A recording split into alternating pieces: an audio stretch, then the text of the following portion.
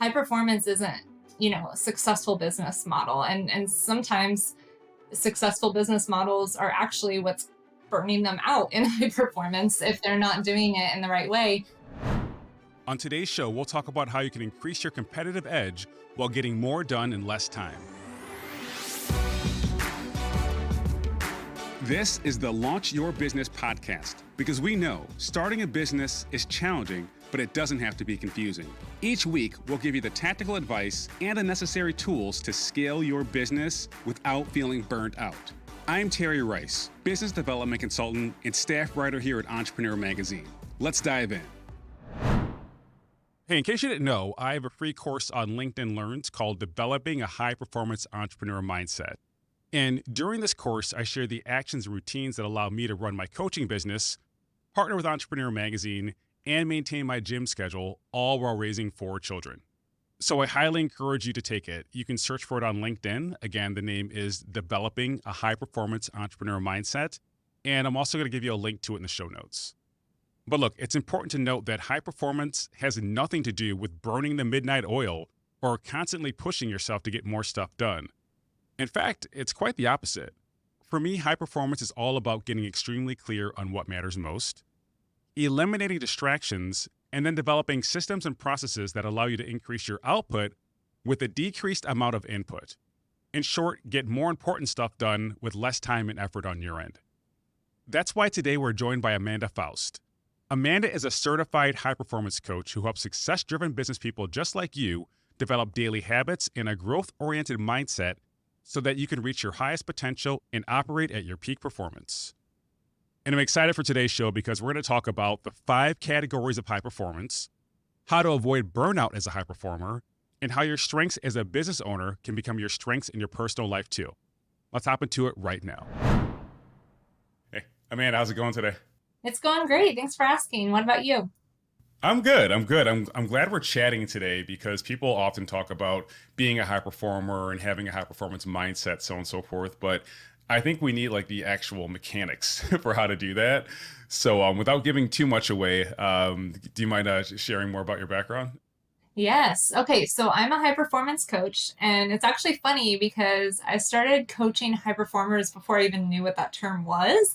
Like, I just organically was coaching people who exhibited high performing characteristics, but I had no name or concept for it. I just was like, I'm seeing patterns in the people I'm coaching. So as I was trying to figure out, well, what kind of life coach am I was noticing this pattern of working with these like top leading CEOs who were just like going through my content like crazy. Like, I would present it to them, and then the next week they were like, okay, I applied, I implemented, what's next? And I was like, oh, okay, I guess we'll move on to the next thing. And, doing the same thing over and over. And I was like, okay, these people are like ready to go. They're activating, they're clear on what they want to do, they're productive.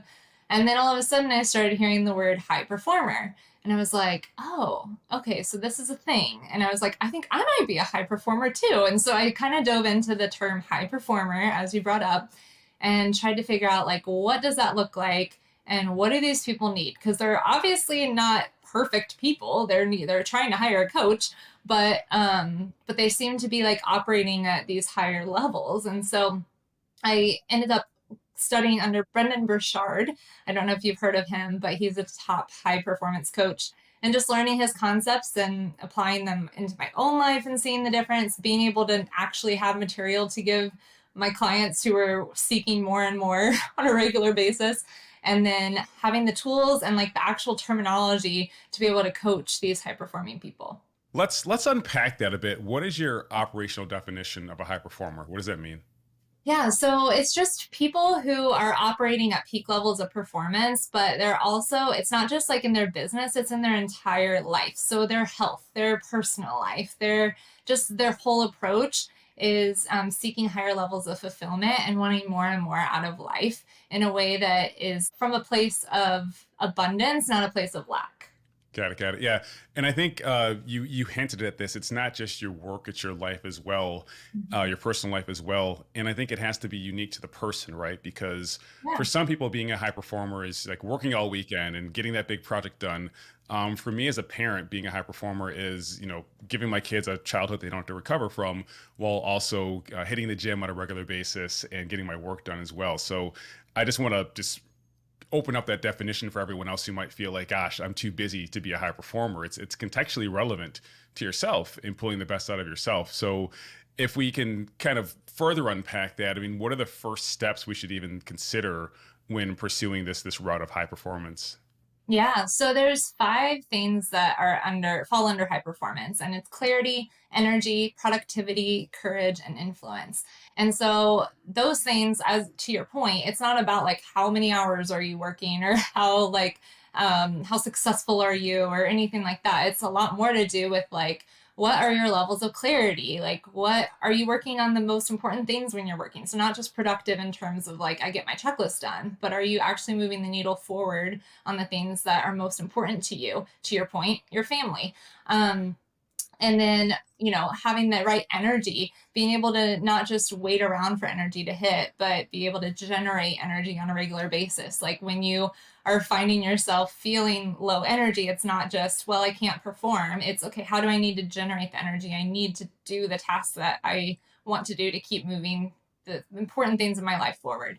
And then having courage to take risks. Courage is a big one for high performers. They're the ones who you watch them and you're like, how are you taking all these risks? Like, how are you not afraid? Well, they are afraid. They just do it anyway. And they flex that muscle of courage. And then influence as well. Like, every single person on this planet has influence, but how are you utilizing that influence? High performers are really intentional with that influence and making sure that they are representing the type of influence they want to make in the world. Let's go deeper on the part about energy, right? Yeah. Because again, if you have stuff going on in your life, maybe you have a family or whatever it is, it's hard to summon that energy. And on my end, I mean, I have a little trick I play on myself. If I have to be on stage and I'm tired from traveling or whatever, I'll say to myself, look, you can't be perfect all day, but for the next hour, you got to be perfect. After that, take a break, do whatever you need to do, take a nap. That's how I get myself into the zone. But I'm assuming that might be unique to me. So for anyone else out there who's listening, they're saying, I want to be a high performer, but I'm just tired sometimes, just from life in general.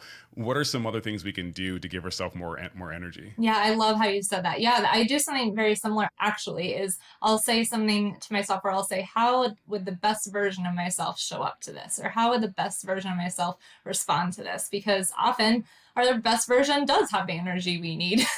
Maybe you don't right in this moment, but the best version of yourself would. And so, like you said, it doesn't mean it's forever. It just means in certain circumstances require certain energies. And so being able to understand how the best version of you would show up is really important. And also being able to identify like what types of energy you need for what types of situations. So whether it's like me being a mom, my energy level is going to look different being a mom as sitting at my computer doing a project, right? Like I need focused energy on the project, but being a mom, I might need more physical energy, moving around, that kind of thing. So just knowing what the situation calls for and being able to adapt your energy accordingly and being the best version of you. Now, I'm going to keep on probing here because it sounds like there's some deep work required. Because for you to say, all right, become the best version of yourself, you're going to have to document that at some point in Mm-hmm. time before you need it. So, do you have a process for that as well? Is that your vision exercise? Like, what would you do in order to have that idealized version of yourself?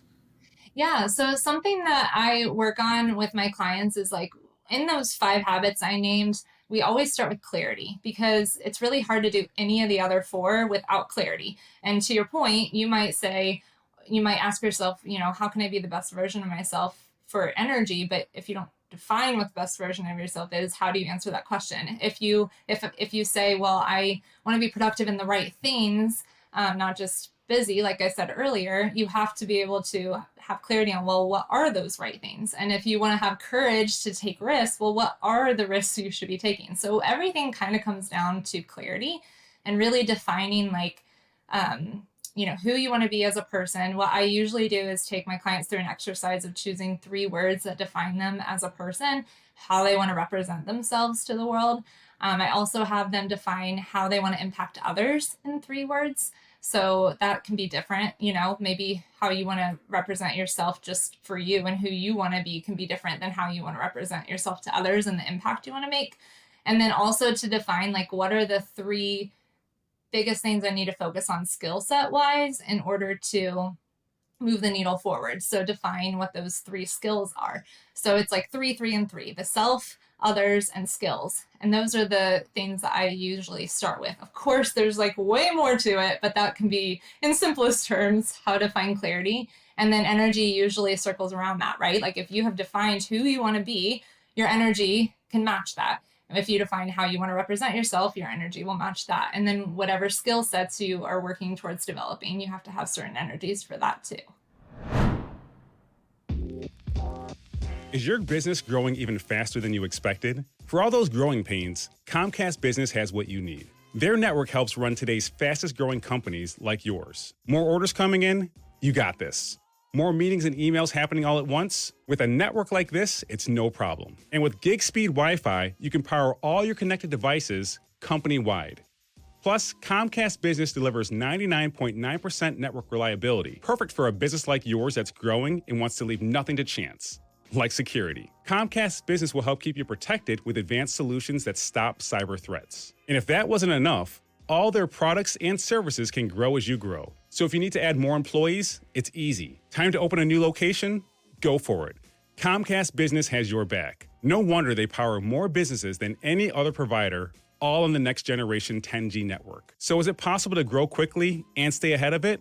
With the advanced connectivity, reliability, and security of Comcast Business, it's not just possible, it's happening. Comcast Business, powering possibilities. It's funny. Sometimes when I'm trying to model behavior, I'll look at someone who I think is an idealized version of who I want to be. And in those moments, pretend it's with my kids and I'm challenged, I'll think to myself, what would Jesse do in this moment? And Jesse's a real person, by the way. He goes to my gym. Yeah, I was like, you seem like such a patient parent. Like how do you keep from losing your cool? And he's like, we all have our moments. So I was like, all right, even Jesse, once in a while, has these issues, which it helps because no one's perfect. But if you think, you have to be perfect, then you're in trouble. But I think that's part of what goes along with being a high performer is like there's this drive to continue improving and producing and whatnot. So what I'm wondering is how do we avoid burnout while being a high performer? What are those early signs and what can we do to mitigate that as well? Yeah, no, that's a great question. I love that question. So I feel like one of the biggest ways that you can start realizing you're facing burnout is when you're pursuing this idealized version of yourself, as you mentioned, out of a place of like, I'm not good enough, or I'm never going to measure up, or that kind of thing. You're going to really hit burnout when that's your pursuit. But if your pursuit is simply like just being curious, I love the word curious. I use this a lot. Is like, just get curious. Like, why are you behaving a certain way? Or why are you thinking a certain way? Or why aren't you at these levels that you want to be at? And just stop looking at yourself from like a judgment perspective, because that's when burnout can hit. And more just like, I wonder why I responded that way. Or I wonder why I'm not as far as I'd like to be in this area. And just, yeah, get curious. And then you can start to, I guess, mitigate burnout because you're not being so harsh on yourself and you're growing out of a place of excitement and abundance and not out of a place of lack. Let's stick with this too, because again, I'm sure a lot of people are listening are like, okay, this sounds amazing. I'm going to be a high performer. I'm going to avoid this burnout as per the instructions you just gave. But where else do people somewhat self-sabotage their pursuit of high performance, and how can we avoid that as well? Yeah. So one of the biggest factors, and I kind of mentioned this at the beginning of how I had thought at first when I worked with high performers, they were these like on paper successful people. And so I was thinking, well, these people are at a level I'm not even at yet at the time. And, why would they come to me? They're so successful. They're so this and that. And actually, underneath, they might have been successful on paper, but they were lacking complete fulfillment in who they were outside of their work and who they were within their family system. And so I started to realize really quickly that high performance had to be all across the board. They could take their skill sets that were like those natural high performing tendencies in work, and they needed to apply them to their personal lives as well. And so I realized that people, they weren't coming to me necessarily for how to grow their business at the time. I mean, I since have developed into that a little bit, but in the beginning it was like, no, I just want to know how to get along with my wife or my husband, or how to have relationships with my kids when I'm only home a few days a week. And so we were learning that, like, okay, high performance isn't just, a successful business model. And sometimes successful business models are actually what's burning them Mhm. out in high performance if they're not doing it in the right way. And instead, they need to be able to take those qualities I mentioned in clarity, productivity, energy, courage, influence, and apply them to their everyday life. And when they have fulfillment there, then so much of the other areas just kind of naturally fall into place. Like, they had to look at themselves as a whole person. And so I would say, when you mentioned what other things to warn people about, is like, don't just apply high performance principles to your business, apply them to your entire life. It's interesting because as you were speaking, I was like, okay, I know the theme is high performance, but it really sounds like high fulfillment, if that is a term. And I know it's not as Yeah. cool as high performance because no one, thinks about fulfillment first, but it's like you can perform very well and still be miserable. So the fact that you're looking at all these other aspects of it, I think is important. And I'm wondering, can you share an example of someone that you helped? Doesn't have to be their name, obviously, but just an example of someone who Yeah. came to you and they're like, "Hey, look, I had this issue. Can you help me?" And just the results of partnering with you. Yeah, absolutely. So I had worked with a pretty big movie producer at the time. He had gotten like all these different awards, and he had, what most people would hear and think, oh, that must be the ideal life. And I remember him calling me. He had read an article I had written for Huffington Post about why you shouldn't hire a life coach, when really, of course, there was a spin on words, because I was telling them why they should. But he hired me, and I remember being like, again, I was still in that phase. It was my early years where I just assumed that business success meant overall fulfillment. And so I was kind of curious when I saw him giving me all his accolades and all his, things. I'm like, okay, why did he hire me? Yeah. He seems to be doing just fine. And then he was like, I live away from my family half of the year, and I don't know how to have a relationship with them when I'm home. Like, I miss so much of their lives. I don't know how to integrate back into life with them, and I don't know how, when I'm away from them, to feel good about myself and to not have that guilt involved. And so it was a really beautiful thing, because we were able to be like, okay, well, how did you get the success you have in business? And we were able to really dive into, his strengths of conflict resolution, and with these people that he was working with in his movie production business. Like, okay, well, how do we apply that conflict resolution to your family when they're feeling, disconnected with you and things like that? How do we have those conversations with them? How do you have those conversations internally with yourself when you're feeling in conflict with you? And just being able to really help him be able to mend a lot of those relationships and be able to move forward with more fulfillment, and also to be able to find a greater work life balance. Because, I mean, come to find out, a lot of what he was doing wasn't necessary as far as being away from his family. It was more so that he didn't know how to be with his family, so he found ways to not be. Wow. And so he ended up having a completely different schedule, completely different approach to life, and it was just a really beautiful transformation. Yeah, that's interesting. So I think people often will focus on their controllable, right? And sometimes that is work. Yeah. You know how to execute your Mhm. job, and in this case, even like negotiate relationships. But instead of using that as a transferable skill, this person chose to use that as a distraction, as an excuse to be away. So I'm glad you're bringing this up because I feel like a lot of people who are considered high performers, they're doing it at a cost. And sometimes the cost is their family and their personal relationships. So I appreciate the fact you're showing like, hey, like you can have both, but don't like over index on one and under on the other, because you shouldn't treat strangers in a Mhm. boardroom better than you're treating your family, or else that's the high performance goes out the window at Exactly. that point. You're just not even a good family member. You may be familiar with Fiverr, the talent marketplace that connects freelancers to companies all over the world. What you may not know is that Fiverr has a business-friendly offering called Fiverr Pro. Gain access to the very best freelancers for your projects through Fiverr Pro's curated catalog of exceptional talent. Streamline your workflow with their user-friendly dashboard where you can organize projects, track progress, save talent lists, and collaborate effortlessly with your entire team. Designed to handle projects of any size, Fiverr Pro is the ultimate freelance solution for your business. And the best part, There are no hidden membership or subscription fees to get started. Find help with your next project by heading to pro.fiverr.com. That's pro.fiverr.com. So I know you have a lot of resources to help people just structure this life, this more fulfilled life. If they were to go to your website right now and download one thing, what would it be? Or what should it be? Yeah, so I do have an introduction to high performance of just like, being able to see how to be a high performer if it's something that you're not, or maybe you think you are but you kind of want to see and test the waters. I have a freebie on my website for that. But as far as a tool I would recommend, it's a low dollar tool, so I'll share it as well. It's my highest potential planner.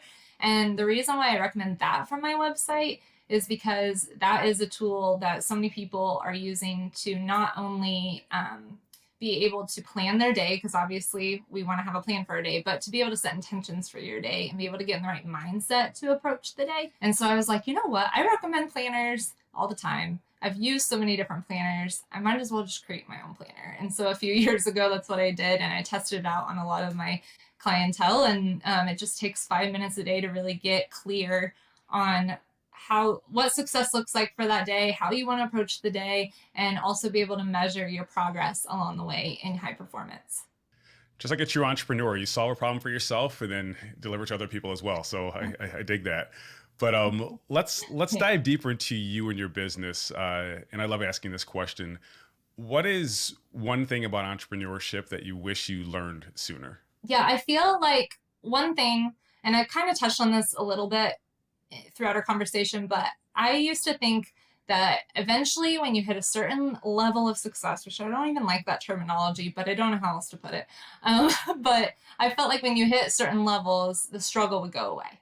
Like you don't struggle anymore and everything works out and the struggles are just, in your early years. And then as I, have hit almost a decade of entrepreneurship at this point, I'm like, oh, okay, so struggles don't necessarily go away. They just change and they morph. But what does get better is how you handle the struggles. And so I think I put way too much energy in my early years trying to avoid struggle and trying to ignore struggle. And instead, I've realized that it's a lot more beneficial to work on how you want to respond to struggle and how you want to bounce back from struggle. And so that's something that I wish that I knew early on in entrepreneurship, is that it's going to be ups and downs all throughout your time as an entrepreneur. And so work better at yourself and investing in yourself and how you respond to the struggle, and spend less time trying to avoid it, and just get curious. Like I said earlier, the word about curiosity, and learn from the struggle so that, maybe you can avoid that particular struggle in the future and handle struggle better as you go. Yeah, I like that response, just because I find people often waste energy trying to go around a problem they need to go through. So it's like, hey, this is a real thing. You can't just go around it. And I actually like struggle because that tells me other people are going to drop out. So I'm like, hey, if I just have to work a little bit harder to beat everyone and out-compete them, cool. As long as it's, there's a clear outcome there. So I think we're aligned in how we appreciate struggle these days. But before we let you go here, you mentioned some great resources, but we didn't get your website. So you mind letting us know how we can learn more from you and how we can follow up with you afterwards as well? Yes, absolutely. That would be helpful. So you can go to www.highperformanceinsider.com, and then that's where you'll be able to find everything. Awesome. Cool. And your socials real quick, just in case. Yeah, so my social, I'm on Instagram at Amanda K, which is Kay, Foust, Foust. And then you can find me under that name pretty much anywhere. Awesome. Cool. Amanda, this has been amazing. Thank you very much for your time. I appreciate it, and I'm sure everyone listening does as well. Thank you so much for having me. And that's our show for today. Again, if you want to take my free course, just search for it on LinkedIn. It's called Developing a High Performance Entrepreneur Mindset. And you can learn more about Amanda by visiting highperformanceinsider.com. Thanks again for listening, and I'll catch up with you next time. Apply what you've learned on today's show. You'll find the show notes and more resources at terryrice.co/podcast. Again, that's terryrice.co/podcast. And the best way to support this podcast is by subscribing, telling a friend, and leaving a review. Also, you can get more tips by following me on Instagram at @It'sTerryRice, or follow me on LinkedIn. This episode was produced by Josh Wilcox of Brooklyn Podcasting Studio and edited by Dan Lardy. Special thanks to my wife, Dominique, for keeping our kids relatively quiet as I recorded. Thanks again for listening. I'll see you next time.